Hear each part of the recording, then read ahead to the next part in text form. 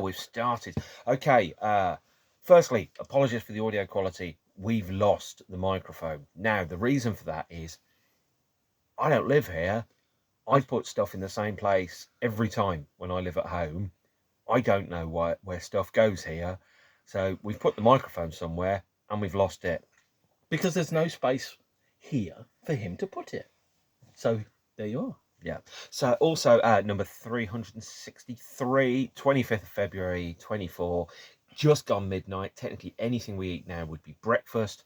And we've turned to gremlins. Yeah, we would actually. Yeah. I put out a question. Any questions for my brother? We've got 3.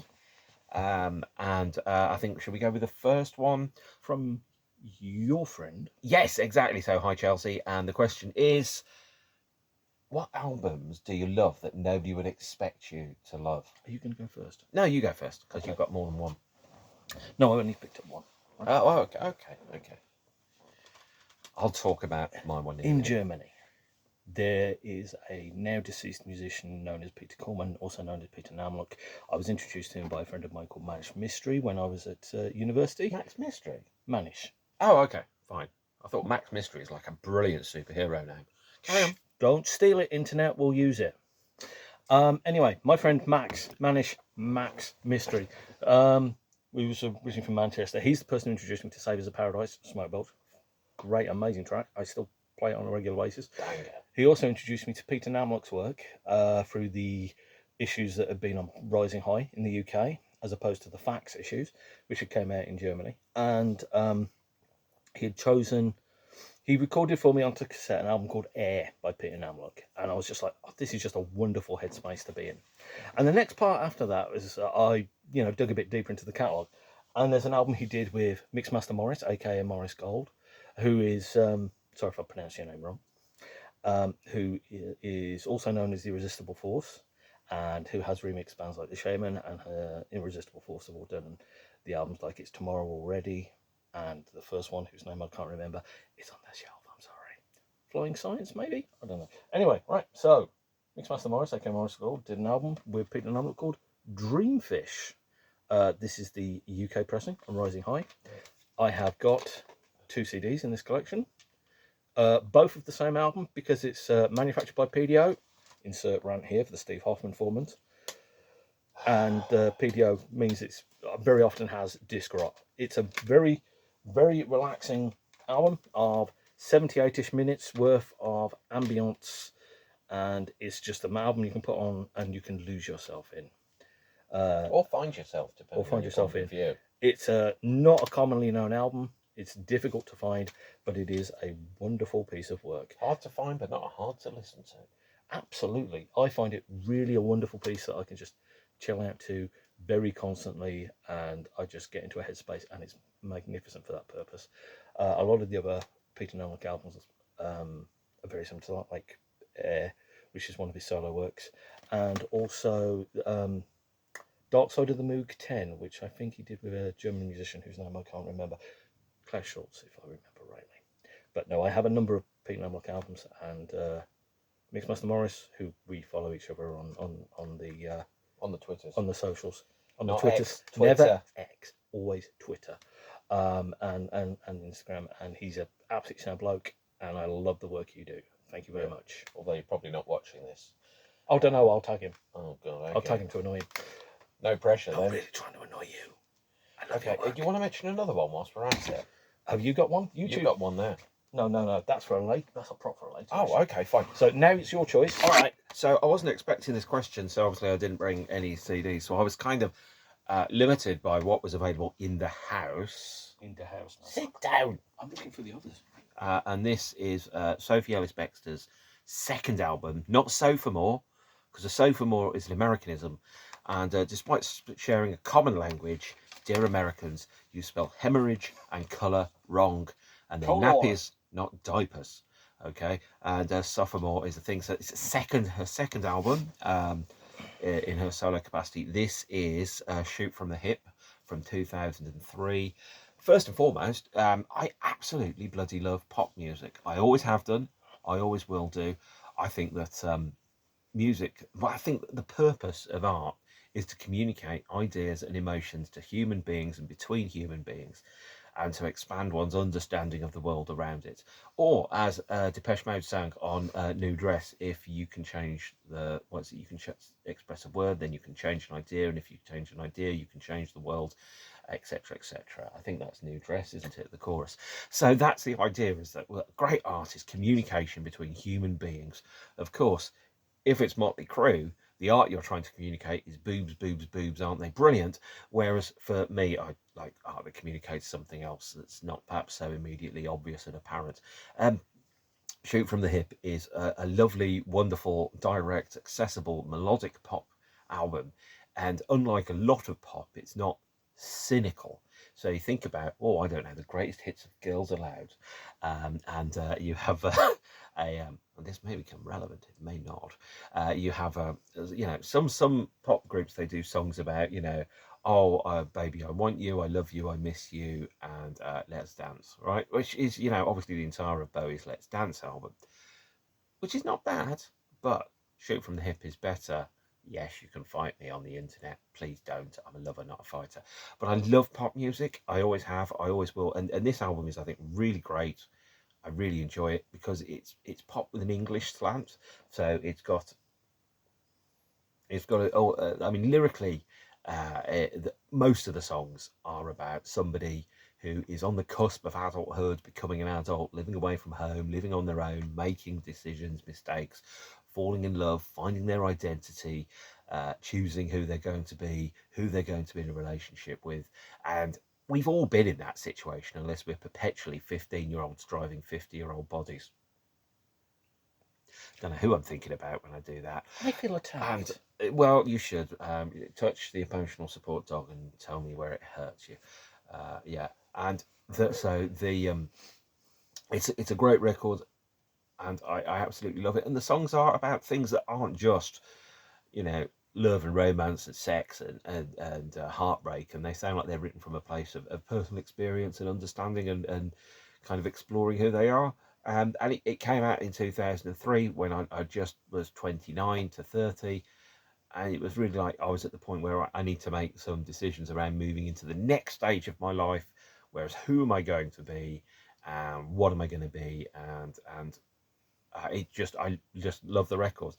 It's got really interesting production that isn't direct and straightforward. It's not obvious. Sometimes the melodies go in slightly different places.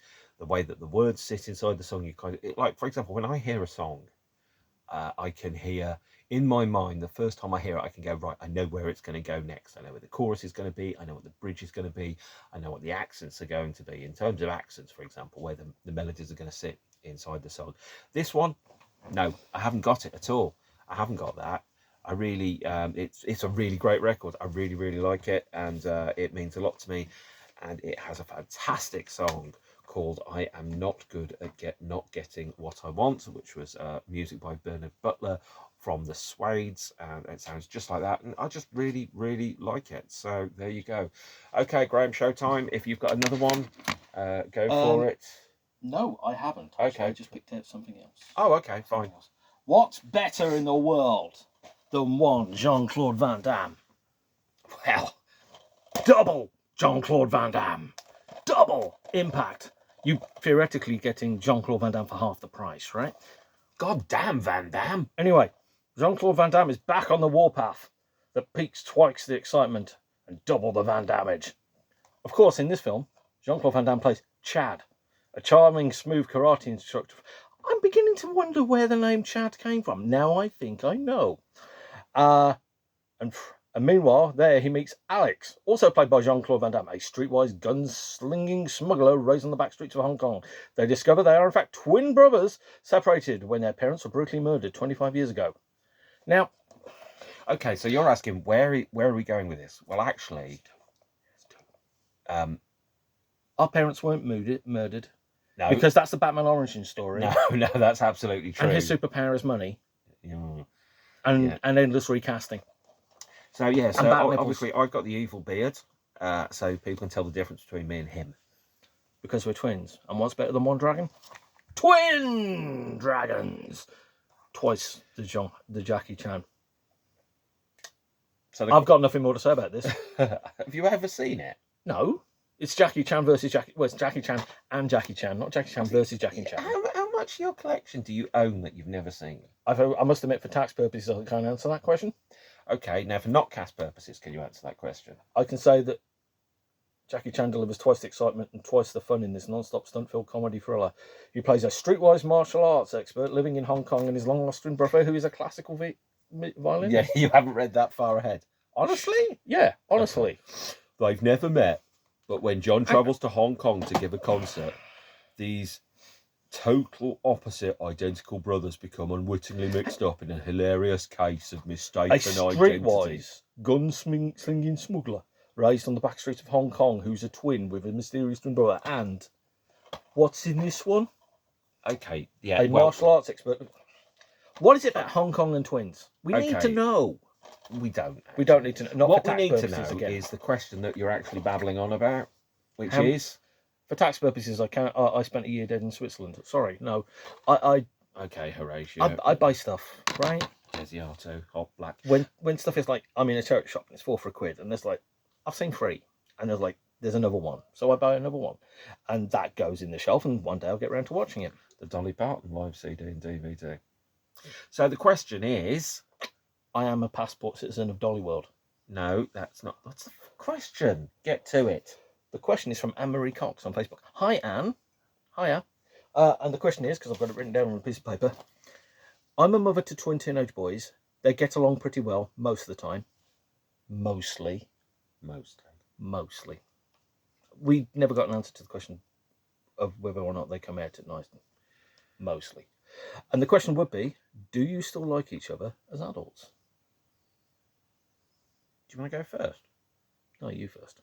No? No. He's a dick. I mean, actually, I like him as an adult. Sometimes I find him really, really annoying because there are differences between us. Sometimes he says things and I'm like, oh, I wouldn't have said that. And sometimes he does things and I'm like, do you really have to listen to that? Or like, do you really have to watch every YouTube about trains? But No, there's some I haven't found yet. I mean, genuinely, he's an all right dude, and I like him. And we have a lot of things in common, unsurprisingly. But we have taken very different paths and very different courses through life, partially formed by the experiences that we've had that were different from each other, and partially formed by the experiences we had that were the same, actually. Because I think it's not just down to the inputs, it's down to the outputs and how people interpret the things that happen around them and the decisions that they make around that. And I mean, I went to university in a different town to Graham. I met different people. I was really, really lucky to have the experiences that I had at university. I met a really nice person who didn't find me, terrifying. I'm not suggesting that you met nice people that found you terrifying, by the way. No, I met nice people. I found them terrifying. Fair enough. And that moulded my life in a different direction. And I think also the other thing is actually about being a twin is if you're a twin, especially before social media, lots of people thought that you were the same person or you were like two halves of the same egg. Even Andy said that, and that annoyed me. And from my perspective, it's very reductive. Now, obviously, as a human being, you only know so many human beings, and you can only carry so many human beings in your head. The average human being knows about 150 people, and is really close to probably no more than about 20 people. And so therefore, if you've got two dudes that look kind of the same, that live in the same town, that likes mostly the same music and go to the same places, you have to find a way to accentuate the difference between each other. In the days when we had hair, he had longer hair than me. In the days when we went out clubbing, I went to more indie clubs, he went to more rock clubs. I'm sorry, am I boring you? No. And there was always occasions where I'd meet some Dilbert on the stairs of Edwards who'd talk to me, and I'd be nice to them because I wouldn't know who they were. And I'd go, no, I'm not Graham, I'm Mark. And they're like, stop fucking with me, because they were drunk and young and stupid. And they thought, obviously, I'd cut my hair. Yeah. Which I didn't do. And so obviously on the morning I talked to Graham and go, I met this guy and he said this and he said that, and what would you say? I don't know. They're a dick. Why are you talking to them? And I'm like, And the fact is, you didn't know. I didn't know. But people thought we were the same person. Hang on. I would have thought they're a dick. Why did you speak to them? And Yeah. then you spoke to them. No, I would never did it. I That- couldn't no. remember. Yeah, no, that's okay. But the fact is, I might not have spoken to them, but you spoke to them, so they think they're still my friend, and that's your fault. Sorry. You Catholic probably guilt did complex. You did the same thing, though, didn't you? It happened to you, Yeah, it's happened to me a couple of times. of course. So, that's where you are. Like, even when we were in, you remember the hotels in Spain? Oh yeah, And yeah. when we're on holiday, and it's fair to say, hormones ran rampant when you were about 14, and you had arguments with people. Constantly. Yeah, and Especially with you, and I'm very sorry about it. I'd stay in the hotel room, and you'd go off in a huff somewhere, and the maid would come in. And did I tell you this? The maid would come in, and because the person that was cleaning the hotel room, and because I looked like him, she'd think I was him, and she'd go, and I'm like, I'm not him. But since they didn't speak English, they just thought I was being weird, and I'm like, I'm not like that. It's pretty weird, actually. What, being a teenager or a twin? Both. Yeah. Being a teenager, and so as an adult, he's okay. He's very different from me. We have a slightly different sense of humour. I've got better taste in music. I'm obviously better looking, but overall, it's okay. Now, would we be friends if we weren't brothers? I would like to think so. I think we would definitely be friends if we weren't brothers, but We probably wouldn't have met. Oh, not But- until Facebook, anyway. one of the things is that when you're a twin, and people are very reductive about it, this much is true, and we grew up, like I say, me and Mark have had this conversation before. We grew up in an environment where roughly 70 to 80% of the inputs were the same. So, we've got the same social skills, we've got the same, social sets, I'll put it that way, because my friends and your friends To an are like extent, yeah. we're like a Venn diagram. Yeah. Yeah, there's a fair chunk of overlap. And then there's also a case of, but we went to different schools, so we had entirely different relationship environments and reactions and things set up that way.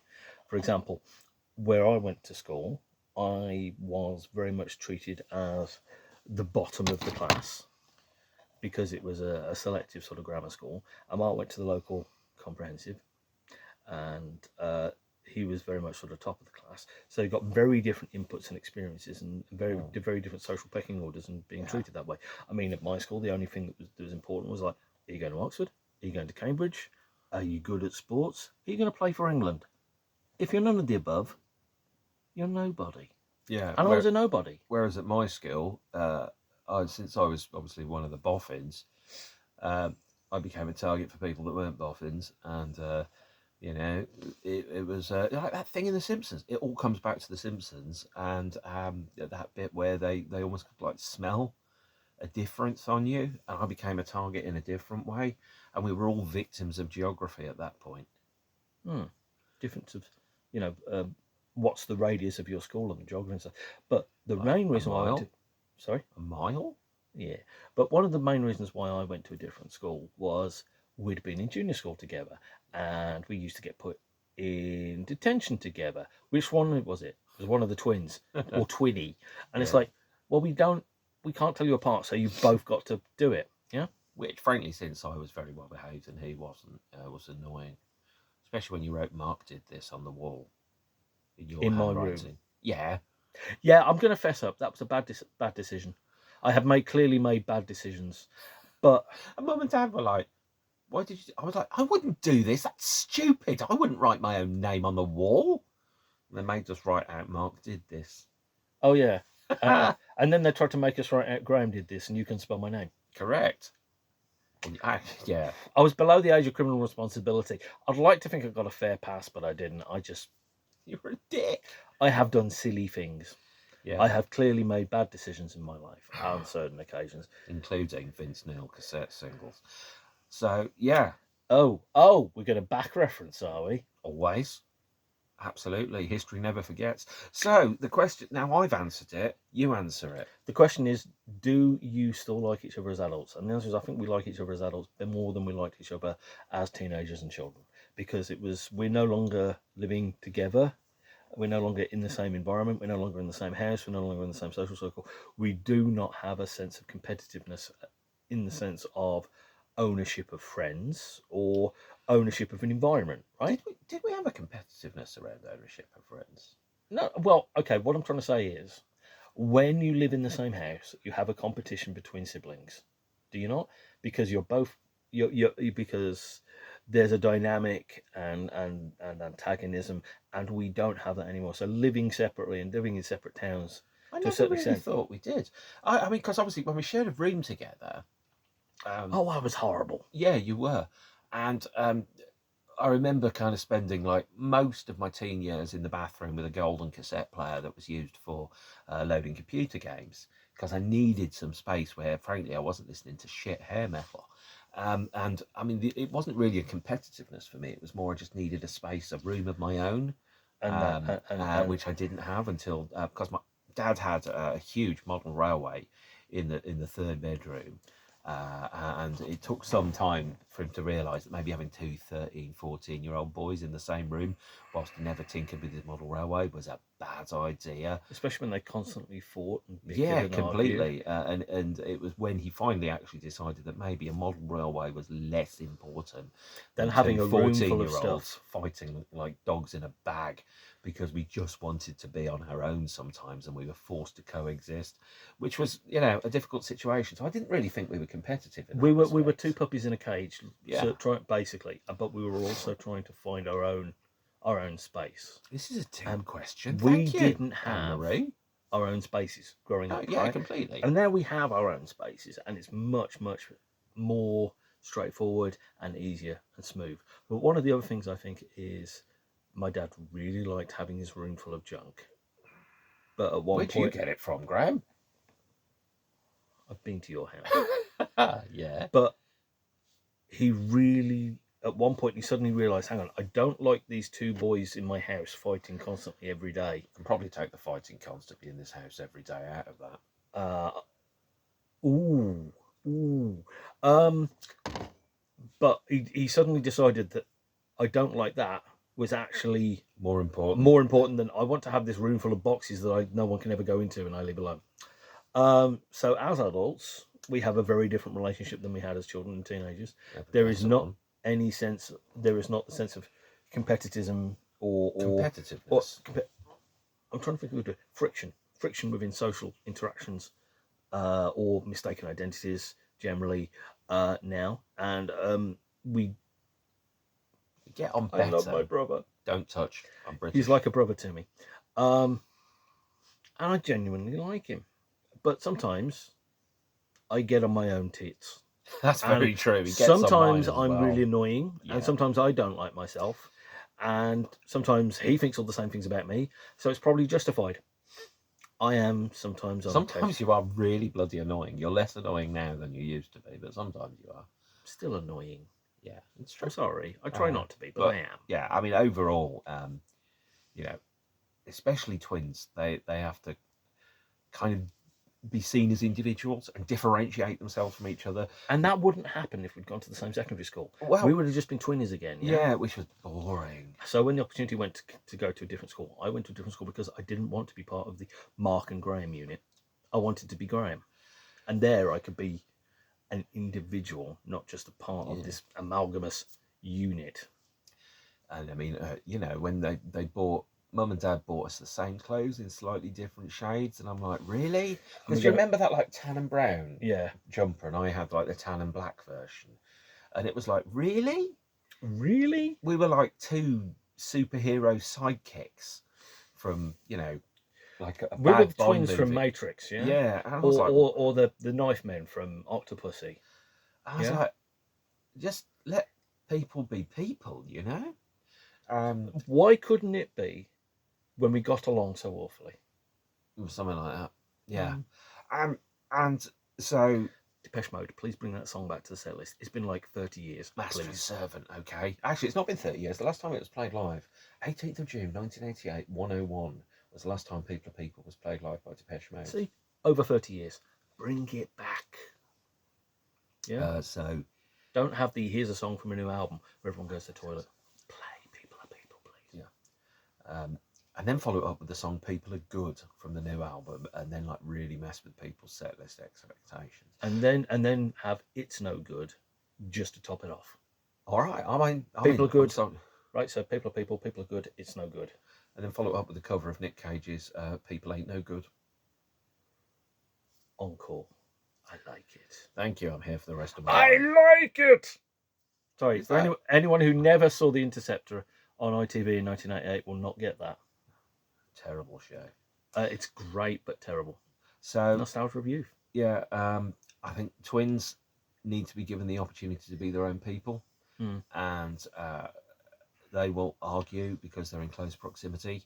It sometimes happens, and they need to have their own space.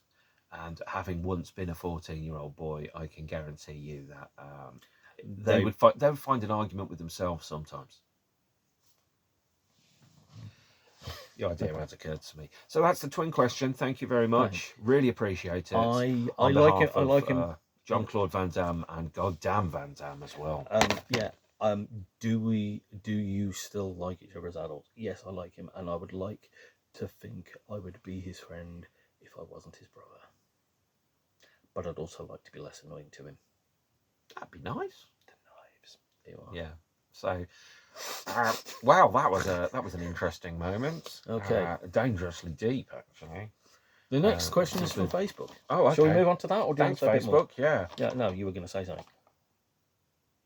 No, it's gone. Okay. Yeah. What is the truth about rock music? Well, are you going to carry on the speak? no, not at all. Or am I going to say I'm this gonna is a be quote from Jerry Falwell, as used in the opening of Dance of the Mad by Popular itself, or Dance of the Mad Bastards, if you want to be correct, but they couldn't use that title. Either the Seven or their Feet on Heat mix. Get up, get it stuck. It's time. We saw that song played live last night. Yep. Birmingham Hare and Hounds in King's Heath. Australian warm-up tour. Australian warm-up tour. First song, Incredible PWO versus the Moral Majority. Jerry Falwell, wasn't it? Jerry Falwell. 0 BPM. Same speech as used in track 4, God Only Knows James's Goldmother. Yes. But in that version, it's not got any music underneath it, and it's not cut apart. It's just the 30 minutes, 30 second sample, and there's a bit of it that's used in the Shaman's Jesus Loves America 12 inch. Oh, good point. It's time for God's people to come out of the closet. God's people. They never wear the back of the bus, mate. Right, so Angel Archer, thank you. Hi, Angel. Said, what is the truth about rock music? And then you also said, I am a tad befuddled with drink. What was the question? If love is the The answer, question is, what is the question? As Scooter say. So listen to more Scooter, because they're hilarious, and you really can't take them seriously. they're still touring, you know. It's there will never be not a Scooter. I think they're They're like the Motorhead of German techno dance, but terrible. I saw an advert for them playing Margate Dreamland in the summer. Scooter. They, of all the people. They play arena tours in Germany. They are absolutely huge. Because, happy hardcore is a thing. And I will say that as someone who has listened to a number of Ultraviolence and Johnny Violent records and the Gabba mixes from Fear Factory and there you are, it's just... Just point out, when I went to Roskilde in 2001, I did see Aqua, which was incredible. They were brilliant. I think they were supporting Nick Cave, and it was the last Aqua gig until they reformed, and it was bloody brilliant. I was sat there, I wasn't sat there, I was standing there going, firstly, I'm inside the tent, and it's not raining inside the tent. Secondly, lasers, brilliant. I totally got it. I understood why people bloody loved it. 8 o'clock, day one, lasers. It was like, just, I don't know, someone fed loads of 4-year-olds too many gummy bears. When I die, I just wanted to say I was killed by bears. I just don't mention they were gummy bears, right? Real bear hugs are often fatal. So, okay. There's a bear about to walk through the door saying, we haven't answered have you heard the of the question. Idols? The question is, what is the truth about rock music? I think I've got an answer. Okay. Jealous husbands, humiliated restaurateurs, outraged tailors. The list is endless. Okay, the truth about rock music is that people are fucking snobs. You think about Radio 3 and Radio 4, who are playing to vanishing demographics, of people that sit there and go, oh, Vivaldi's Four Seasons, it's fantastic, and they go on about how, you know, these classical musicians are amazing. Well, if they're so bloody amazing, why do they need the notes written down on a piece of paper? You go and see Napalm Death, they do not have the notes on a piece of paper. It's all in their heads. That's why rock is better than classical. Also, who's writing the new modern classical stuff that really sticks? Apart from classical film, apart from film composers that work in orchestration, Hans Zimmer and his of doom. I'm sorry, right? was that an Inception horn? Exactly. You know, modern classical music, very little of it really sticks and is popular. Even the classic modern classical orchestration, Jerry Goldsmith, James Horner, John Williams, two of those three are dead. I think rock is looked down upon by people in a snobby way because they see loud guitars, they see black t-shirts, they see music that's perhaps occasionally a little bit vulgar, and they think, oh, it's for idiots, shouldn't be taken seriously, shouldn't be treated academically. And you've got people that, if it was in the film area, right, if you were someone like, let's say, Quentin Tarantino, Jordan Peele, you've got lots of intellectual discourse about films that work in exactly the same kind of populist areas, but people are snobs. They look down on horror, they look down on rock, they look down on metal. They don't sit it and go, the intellectual kind of abilities and things that people are working with in those genres is underestimated because the music is loud and it's aggressive, and occasionally abrasive. It really, really annoys me because some of the best artists in the world like loud stuff that involves screaming because it expresses an emotional state. The clue about pop culture is the word culture, right? Yeah, classical culture. Yeah, as you say, there's a lot of people out there doing classical music, but they've got day jobs. I mean, like there's the whole story about Philip Glass. You know, oh, why are you a taxi driver? Or he goes to change someone's plumbing. He goes, yeah, but you're Philip Glass. I said, yeah, but I still need to eat, right? And the whole point about film music being the area where classical music is very often most widely recognised and known and being promoted forward is because that's where people get exposure. You listen to the soundtrack to Interstellar by Hans Zimmer, and that no, it's Big Church organ. Oh, okay. Probably through a distortion pedal, and that is the exposure to classical music that people get through pop culture, or someone like Göransson, you know, Ludwig Göransson, or people like that. Did he do Arrival?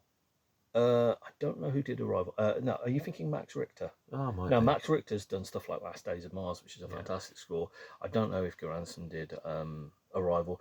Göransson did Oppenheimer. It used to be that you know, classical was commissioned by kings and stuff, right? Yeah. And obviously, I'll never be king. It's like their funding of the arts in the same way that I'm going to buy a ridiculously expensive painting as a tax write-off and then put it in a free port so no one ever has to pay tax on it. If I was a king, I'd be like, do you know what? I'm not going to commission Paul McCartney to write an aria around me. I'm like, get Tony Iommi to do a 20-minute sludge fest. Get King Gizzard and the Wizard Lizard out and get them to do something. I mean, like, you know, if I was a king and I want to do a contribution to the arts, I'd be like, I'm not going to do this contribution to the Arts Council. I'm going to say, you're my favourite band, and you're going to still be able to carry on working rather than having to quit and get day jobs. Yeah, completely. I mean, genuinely, you think about, you know, when Britain thinks about Britain as a nation being something that's culturally influencing the rest of the world. And you know, all the things, especially when you look at the 2012 Olympic ceremony, and they were like, what's Britain good at? And it's like, well, we've got David Bowie, we've got Pet Shop Boys, we've got Frank Turner, we've got Underworld, we've got Queen, you know, and you look at them and you go, they're all bands that came out of really bloody loving music and being fans of music and wanting to express their opinions about the world in that context. Okay, you're thinking about Britain's cultural kind of domination of a lot of the world, and then you think, who creates that? Is it Ed Sheeran, or is it the son of the guy from Roxy Music or Duran Duran or whatever it was?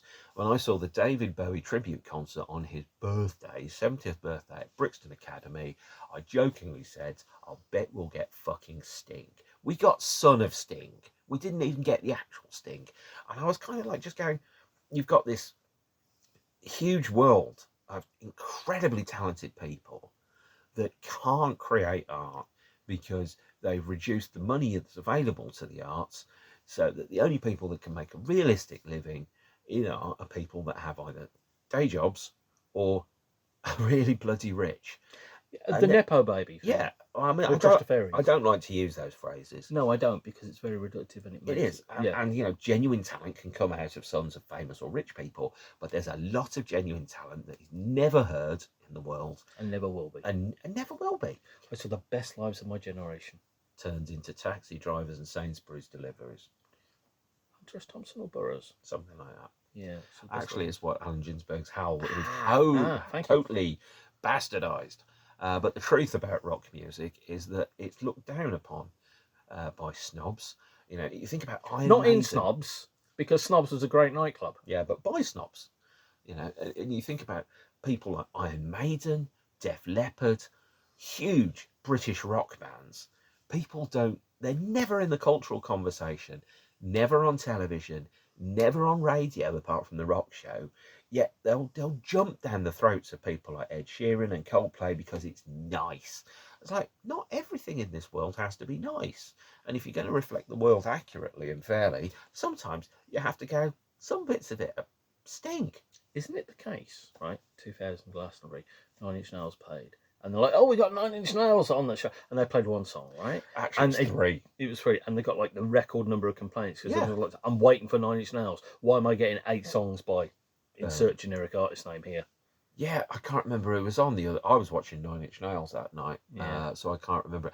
And I was like, well, I won't go mad because I've got another 3 days of Glastonbury, including Pet Shop Boys, Chemical Brothers, Utah Saints, David Bowie, Waterboys, Robert Plant, Cypress Hill, Elastica, I knew I was going to be, you know, going hell bent for leather for the next 3 days. So I was like, well, I won't go straight in the pit and wear myself out. I'm going to hold back a little. And then when we were going to go and see 9 Inch Nails at Docklands, And they cancelled. because somebody had an overdose in the band. And so there we are. But they only got 3 songs. Yeah. Which is, you know. So what is the truth about rock music? And the answer is, rock music is something that people use to express their emotional lives and to have a bloody good cry to, or a bloody good air guitar to, or enjoy. Or both at the same time. I've cried while playing air guitar. I ain't going to pretend I haven't. Yeah, we're going to have to talk about that one off air, people, because the psychiatrist bills will just be terrible. No, it was Crab Museum. They're a fantastic band. I strongly recommend them. Yeah, because I can see this in the screen, but it's backwards. It's Rapturous, and I love their early stuff. Yeah, they're good. Yeah. I loved Rapturous before the early stuff. There you are. No, it's the truth about rock music is when I finally had to love my ding-a-ling-ling, or from the beginning of Okay. Jesus, I've done my hot rod, isn't it? Yeah. So for me, rock music, I felt like I didn't fit into the world. I didn't understand the world. I thought the world was a really confusing and weird puzzle that had lots and lots of unusual rules that were arcane and strange, and I never understood. And moving parts. Yeah. You know, and yeah. And I was just like, I felt like, I wasn't sure that I was at the right record, and I wasn't sure I was at the right speed. I felt like if you had a 7-inch single that's got a hole in the middle, if you've got a 7-inch in there with a hole in, maybe that would be a good example to use, is that I felt like I was that, and that I just didn't quite fit into the world around me. And when I listened to music, and this is why I love music, when I listened to music, it made sense, and I understood it, and suddenly I felt like, John Belushi and the Blues Brothers, hit by the ray of light. I was like, hallelujah, I can see, I can make sense of the world. And when I was lost, music helped me find myself on the map and find who I am. And that is the truth about rock music. Hail Satan, he has the best tunes. Looking to fill that God-shaped hole. Please don't quote U2, but yes. It was I know Bono said it, but it's a very pertinent lyric in this reference. Absolutely. I mean, when I would find myself full of hormones and rage and anger as a teenager, and rock music helped me express, or they expressed for me in ways I could not yet articulate, mainly through the medium of hair metal and loud guitars, and I found myself I don't know if I found myself a tribe, for want of a better description, or a social grouping. Well, there was and that was how I identified it, wasn't there? Because if you were like on your own in a suburban bedroom listening to music, and you were like, Well, if I feel like this, and Robert Smith feels like this, and Morrissey feels like this, and, Then it doesn't matter if we all die. well, no, To quote but 100 years. it's less lonely. It's true. It's You please know. help the cause against loneliness. Lovely song, that. Please. Okay, so that's the truth about rock music. I think we're going to wrap up now because we're very definitely into I Sunday. think we're going to wrap up in a couple of minutes. Thank you, Angel Archer, for that question. Thank you, Anne-Marie Cox, for your question. Thank you, Chelsea, for your question. Yeah, thank you for being interested in the ramblings of two middle-aged bald blokes in their 50s, because that's where the true rock criticism lies. Now, Pitchfork is dead. This is what we do.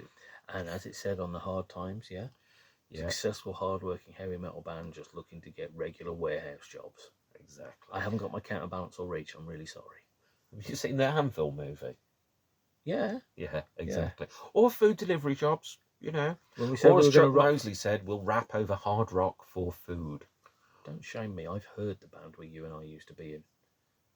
Rap would be a very generous description of your singing style.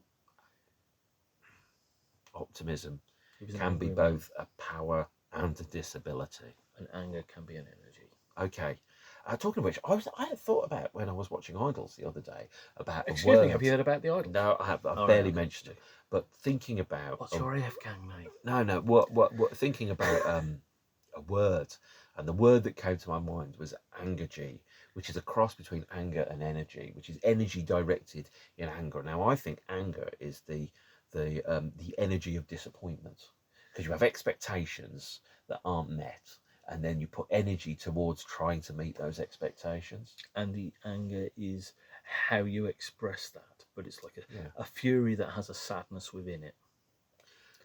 Is that a good description? And that Very then possibly. becomes anger, And anger is like, it's like that old meme. I shaved my legs for this. I think that's the Liz Fair. I frequently say, I got out of bed for this. Really? I got Yeah. out of bed for this?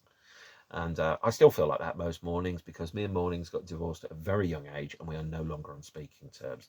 Talking of which, it is the morning and I'm going to have to go to bed soon. So if you've made it this far, great, thank you for watching. If you haven't, I can say whatever the hell I like and get away with it because you're not watching.